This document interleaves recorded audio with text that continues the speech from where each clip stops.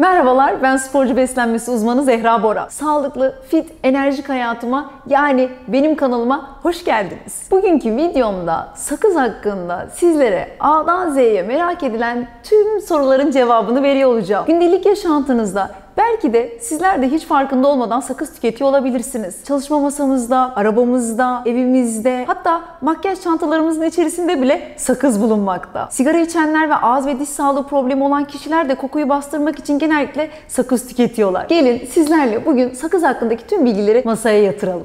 Sakız hamurundan yapılmakta. Eskiden saf sakızdan yapılmaktaydı. Şimdi kauçuk ve reçine kullanılmaya başlandı. Sakız yapılırken sakız hamurunun içerisine renklendirici, aroma, glikoz şurubu ve tatlandırıcı eklenerek 20-25 dakika bunların hepsi karıştırılmakta. Ardından 15 dakika soğumaya bırakıldıktan sonra paketleme işlemi yapılmakta. Sakız hepimizin bildiği üzere yeni bir buluş değil. Arkeologlar tarafından erkek ve kadınların 1000 yıldan fazladır ağız sağlıkları için ağaç reçinesini kullandıklarını bildirmişlerdir. 1869 yılında ise Meksikalı Santa'nın bugünkü çiğnediğimiz sakızı bulduğu söylenmekte. Türkiye'de ise Ege Denizi'nde bulunan Sakız Adası, sakızın Anadolu tarafından bilinmesinin asıl nedeni. Harem kadınlarının sakıza olan ilgisiyle birlikte tüm Anadolu'ya sakız hızla yayılmıştır. Türkiye'de modern sakız imalatı 55 yıl önce başlamış olup bugünse yerli firmaların hepsi dünya sakız firmaları arasında yer almakta. Günümüzde içerikleri sakız markalarına göre değişse de genel itibariyle sakızların içerisinde şeker, renklendirici, glikoz şurubu, emülsifiye maddeler ve tatlandırıcılar bulunmakta. Bir beslenme uzmanı olarak biraz daha derine inelim ve katkı maddelerini inceleyelim derim. İlk sırada bütün hidroksitoluyen var. Ambalajlarda E321 koduyla yer alan bu petrol kökenli katkı maddesi sakızların içerisinde bulunup aşırı doz alımı ile birlikte çocuklarda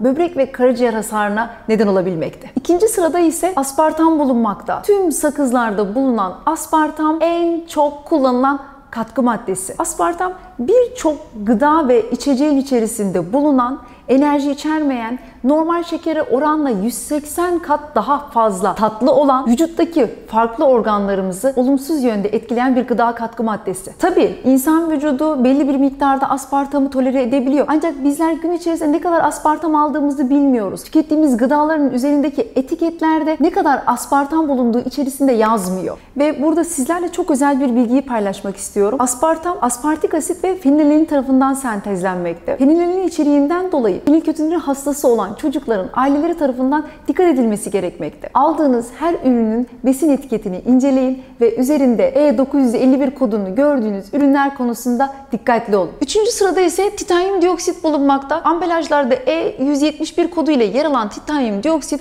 genellikle sakızlara beyazlatma özelliğinden dolayı eklenmekte. Bu katkı maddesi astım, Crohn hastalığı ve birçok otoimmün hastalığı tetiklemekte. Hatta uzun süre kullanımı sonucunda kanserojen özellik gösterebileceği de bilinmekte. Dördüncü sırada ise gliserol bulunmakta. Kıvam arttırıcı, tatlandırıcı ve nem tutucu özelliğinden dolayı sakızların içerisine gliserol katılmakta. Maalesef fazla tüketimi kişilerde baş ağrısı, bulantı, susuzluk hissi ve hiperglisemiye neden olabilmekte. Beşinci sırada ise aromalar bulunmakta. Sakıza tat ve koku vermek amacıyla laboratuvar ortamında üretilen kimyasal maddelerdir. Bu kimyasal maddelere doğala özdeş aromalar adı verilmekte. Geldik 6. ve en son katkı maddesi olan renklendiricilere. Aromalardan sonra sakızların içerisinde en çok kullanılan katkı maddesi renklendiriciler. Ve renklendirici içeren tüm gıda maddelerinin tüketimi çocuklarda davranış bozukluğu ve hiperaktivite özelliğinin artmasına neden olmakta. Geldik sakız YouTube videosunun amacına. Sakız sağlıklı mıdır? Yararı var mıdır? Yok mudur? İştahınızı etkiler mi? Diyetinizi bozar mı? Şimdi sizlere burada yapılmış çalışmalardan bahsedeceğim. Açıkçası ben çok şaşırdım okuduğumda. Sakızı genellikle diyetimde asla tavsiye etmiyorum. Çalışmaları okuduktan sonra bu konuyu birazcık gözden geçirmeye karar verdim. Öncelikle sakız çiğnemek iştah kontrolünü sağlamaya yardımcıymış. Appetite dergisinde 2007 yılında yayımlanmış bir çalışma öğleden sonraki atıştırma öncesi sakız çiğnemenin açlık ve kalori alımını azalttığını göstermiş. Çok şaşkınım gerçekten.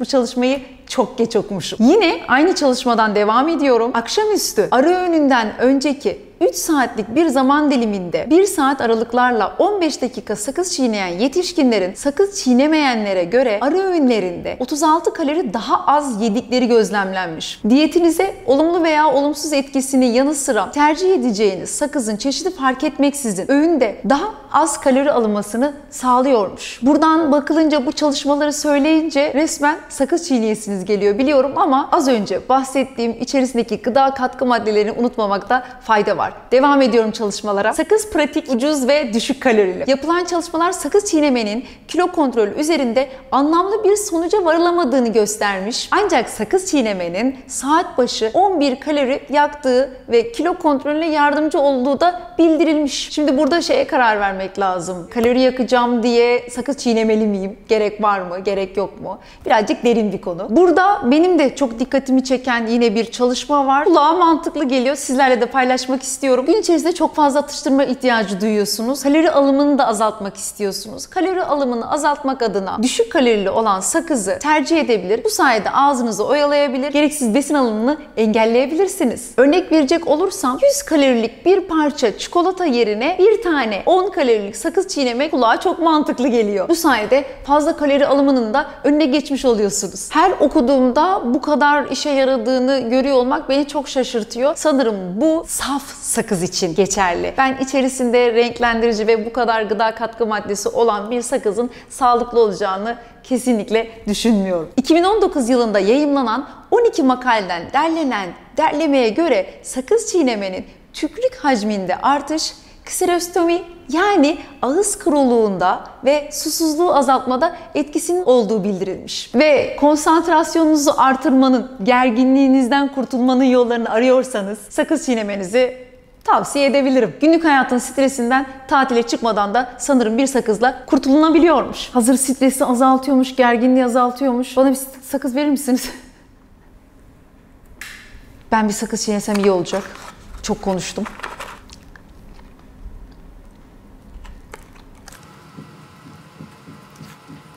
Vallahi benim stresim bir türlü azalmıyor. Hala kıvama gelmedi. Olmuyor. Belki patlatırsam bütün stresim azalacak ama şu anda patlatamıyorum ve daha da gerilmeye başladım. Geçelim. Az önce çalışmalarla bahsettiğim üzere sakızın birçok faydası bulunmakta. Bu durumda bazen ara ara sanki tüketilebilir gibi geliyor bana. Fakat aynı zamanda zarar potansiyelini de asla gözden kaçırmamakta fayda var. Gelin biraz da zararlarından konuşalım. Sakızın zararları neler? Bir sürü özelliğinden bahsettik. Konsantrasyonu artırıyor, gerginliğinizi azaltıyor, stresinizi azaltıyor, işte kalori alımınızı azaltıyor, ara öğünlerde kaçamak yapmanızın önüne geçiyor, ağzınızı oyalıyor, açlık hissinizi bastırıyor. Birçok güzel özelliğinden bahsettik ama içerisindeki gıda katkı maddelerinin üzerine basa basa sizlere hep hatırlatıyor olacağım. Fazla sakız tüketen kişilerde baş ağrısı görülmekte. Fazla sakız tüketimiyle birlikte alınan aspartamın bağırsak florasına zarar verdiği bilinmekte. Sakız çiğnerken ki yutulan havayla birlikte bağırsaklarda gaz ve şişkinlik problemleri görülmekte. Ve videonun başından beridir söylüyorum, içerisinde çok fazla renklendirici ve tatlandırıcı bulunmakta. Bu renklendirici ve tatlandırıcıları kısa süre tüketmek belki hiçbir zarar göstermiyor olabilir ama 1, 3, 5, 10 yıl sonunda bu tükettiğiniz renklendirici ve tatlandırıcıların bağırsak floranız yani mikrobiyotanız üzerinde olumsuz etkisi bulunarak disbiyozise neden olmakta. Peki ya sakızı yuttunuz? Şimdi ne olacak? Sakız yutmak zararlı mıdır? Sakızda bulunan sakız mayası mide asidine ve bağırsaklarda salgılanan enzimlere karşı dirençlidir. Fakat korkmayın, sakız mayası her ne kadar sindirilmiyor olsa da istediğiniz kadar yutun, çok büyük olmadığı sürece bir şekilde sindirim sistemi tarafından dışarıya çıkıyor. Üstelik sakız yumuşak olduğundan dolayı çıkışı çok da rahat. Bu arada merak edenleriniz varmış. Sakızı yuttuğunuzda bağırsaklarınıza falan yapışmıyor. Veya yuttuğunuz tüm sakızlar bir araya gelip dev bir sakız topu haline gelmiyorlar. Yani tamamen çözülmese bile bir şekilde dışkıyla birlikte dışarıya çıkıyor. Demem o ki sakızı yuttunuz ve çok büyük miktardaysa ancak sıkıntı yaratabilir. Evet, geldik sakız videomuzun sonuna. Özetleyecek olursak sakızın içerisinde katkı maddeleri ve renklendiriciler bulunmakta. Ben sakızın safını bulurum derseniz ne âlâ. Ama bulamayacaksanız katkı maddesi ve renklendirici içerenleri tüketecekseniz çok da diyetinizde tavsiye etmiyorum. Bunun üzerinde bir fikriniz varsa benimle paylaşırsanız çok mutlu olurum. Enerjimi bilgimle birleştirdim ve sizlerle paylaşıyorum. Kanalıma abone olmayı ve bildirimleri açmayı sakın ha unutmayın. Sizleri çok seviyorum.